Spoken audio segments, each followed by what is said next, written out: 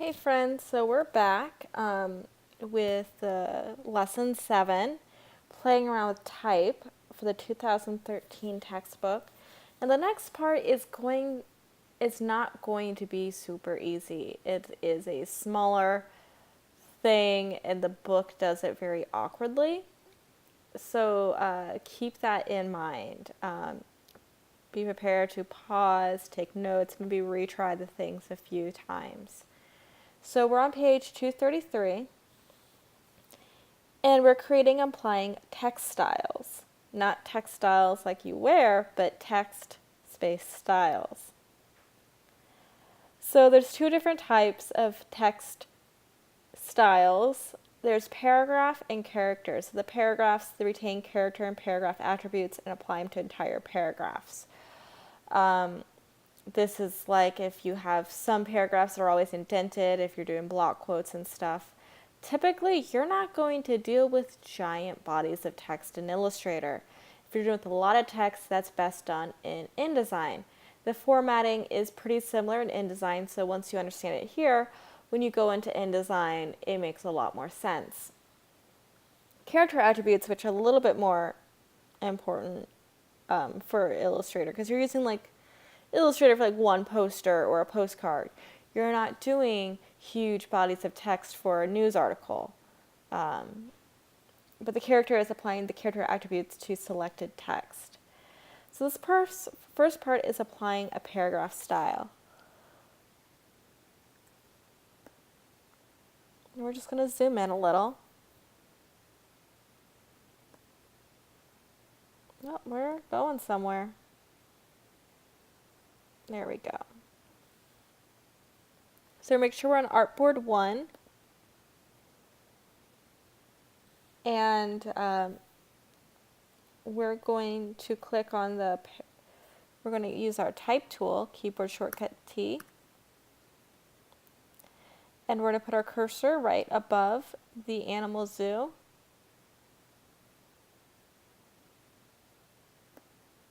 And make sure it's there. And you can put it anywhere except we're not going to put it near the copyright symbol.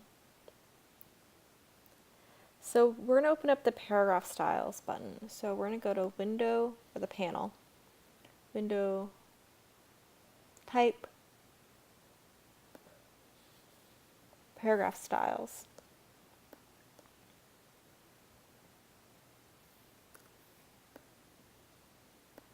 I'll put them both here, so nest them on top of each other. I'm going to place it to where I can see it. And we're going to do the new page icon. We're creating a new text, new paragraph style. And it makes it to paragraph style 1. Now this style captures the character and paragraph formatting from this paragraph once we hit that new page. We're going to double click and rename it to body. So we've renamed this paragraph style and I press enter. By double clicking the style to edit the name, we're applying the new style to the paragraph where the cursor is. That means if we edit the body paragraph style, the paragraph will update as well. So with the type tool selected, click and drag before the first word of the paragraph, here classic tales. So that's going to be over here. That's second, here classic tales. And we're just going to highlight down over to end of supporting that program. In that second, so we have 2 columns right there. And we're going to click the body style in the paragraph styles button. So we're just going to click here. So we notice a plus sign is going to appear right there next to the text body. It indicates the style has an override. An override is any formatting that doesn't match the attributes defined by the style. For example, if we change the font size in the selected paragraph. Now we're going to press the Alt or Option key and select the body style again in the paragraph styles to override the existing attributes. So I'm holding down my Alt and Option, and then I'm clicking body style again. So I've overridden and I've made some adjustments. The text attributes in the body style are applied to the selected text, including the space after the value. So the text may no longer fit in the two columns. It fits just fine. So we're going to deselect. Now we're going to take the selection tool, keyboard shortcut V, and select the type at the bottom of the right column. We're going to click and drag to make it appear. So if it wasn't appear, you may have to resize, but it appears fine. We're going to select the type tool selected, and we're going to click 3 times in the first paragraph. And this is going to select everything from that first paragraph. We're going to Alt click or Option click the body style in the paragraph styles panel. And notice when we did that, it changed the copyright symbol because we have made this paragraph style and we've applied it to the first paragraph, which means we had to adjust it.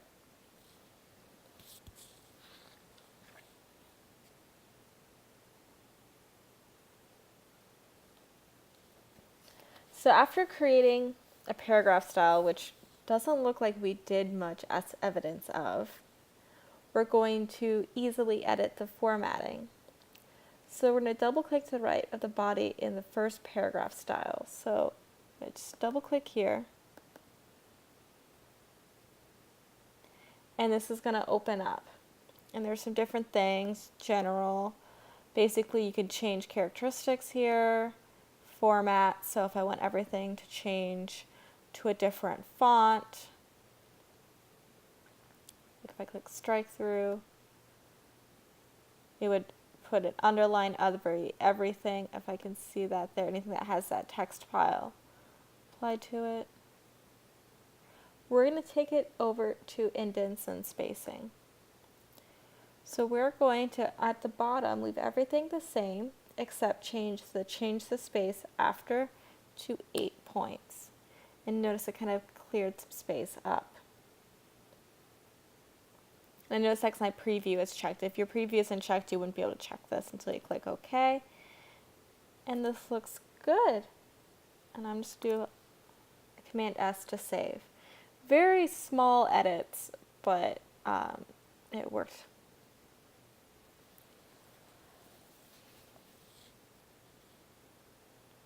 The next is we're creating and adding a character style. So this is going to have more relevance to you.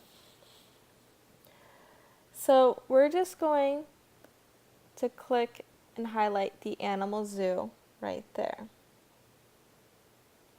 And we're going to change the color in the control panel, and there's a color gold. We're going to change it to that.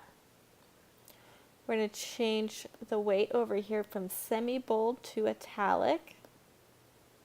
And we're going to, in our characters panel, which I still have open, make it underlined. So it's the Animal Zoo copyright has been changed to gold, underline, italic. So over here, we're going to click in our paragraph styles, open up character styles. In the panel, we're going to Alt or Option click the new style button. And this opens up a dialog box, and we're going to name this style emphasis. And I'm going to click OK. So this is great if you have headers you need to edit, different things, you have emphasis, and if your client comes back and says, you know what, I don't like the underline. I want it to all be pink and italic. It's a simple thing to change instead of going different things. So it kind of records all these attributes that we create. So with our text still selected, we haven't deselected anything, we're going to Alt-click or Option-click the style named Emphasis in the Character Styles panel to assign the style to the text so it'll update with style changes. So we're just going to Alt-click right there, and it should work. So in the next column, we're just going to highlight the program is free. And then we're going to apply the emphasis style by alt-clicking and alt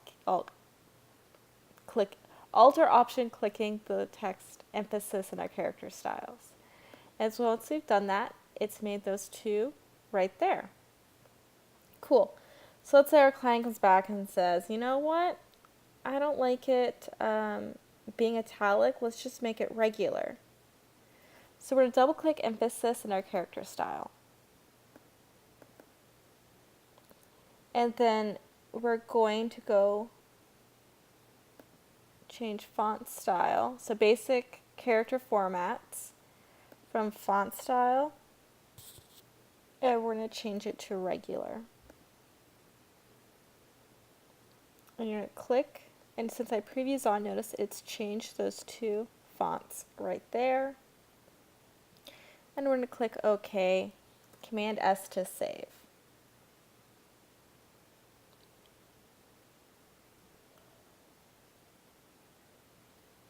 So another way we can do this is instead of having to do a character style, you can use the eyedropper tool to match text too. So we're going to select the text dressed in your pajamas and slippers from the first column. And with the eyedropper tool from the control panel, we're going to take it up to the animal zoo text. And you notice your eyedropper has a little T in front of it, or on top of it in the little corner. You're just going to click it, and it changes those settings right there. So it matches those attributes. So we're going to make sure select deselect or deselect your text, and then select the style named normal character style and characters panels, because we want to kind of reset our characters panel as the next type we create. I've exited out of my characters panel, so I have to pull it up and make sure I'm just set there. But it did that and took everything back where I did not want it. So you're going to do Command Z to undo. Make sure everything is deselected.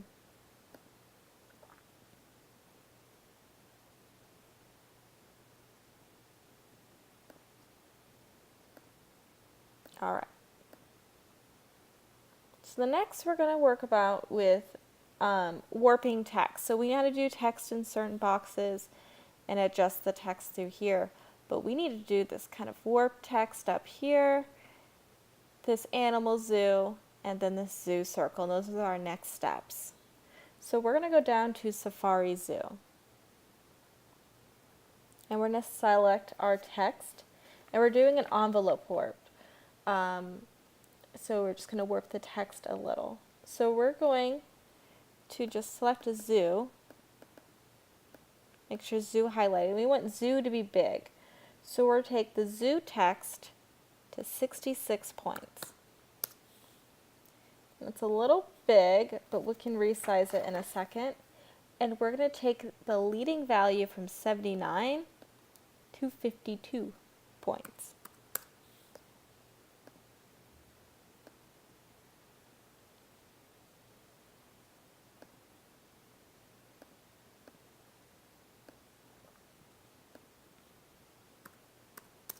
There you go. Make sure it's nested right in there.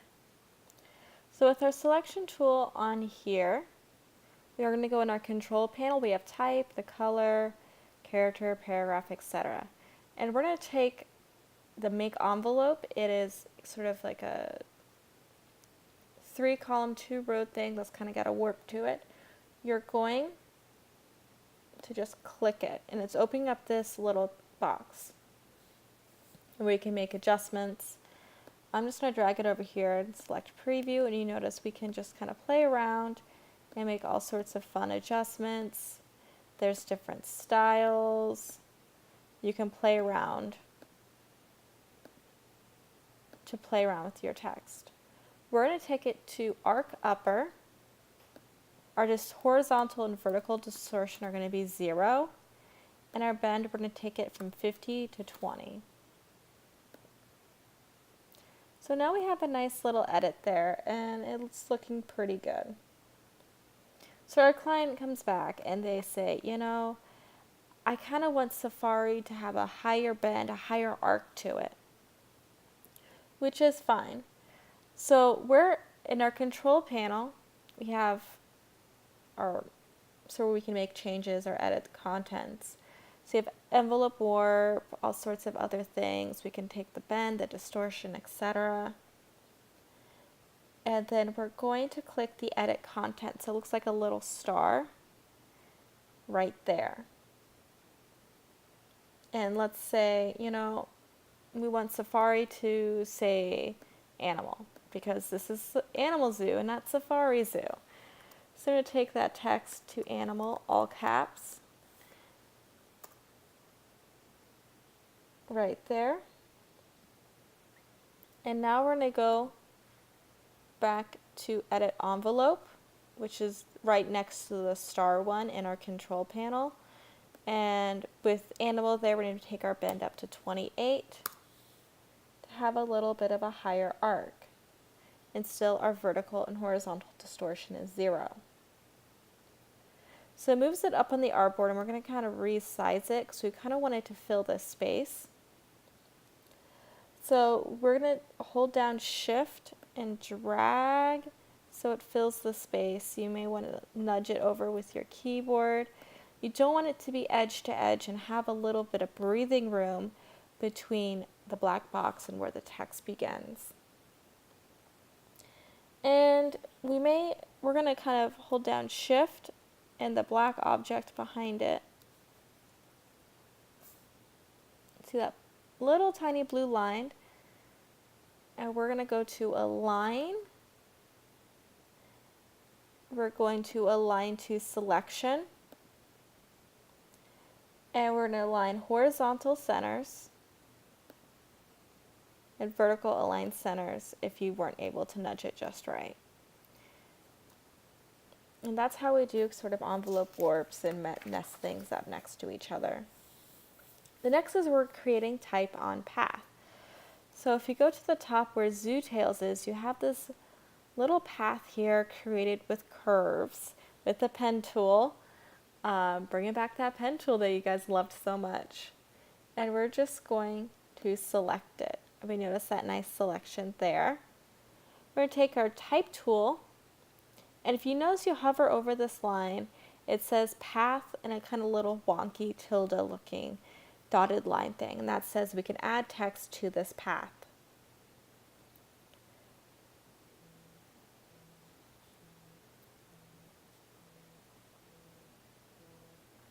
We're going to pause just 1 second.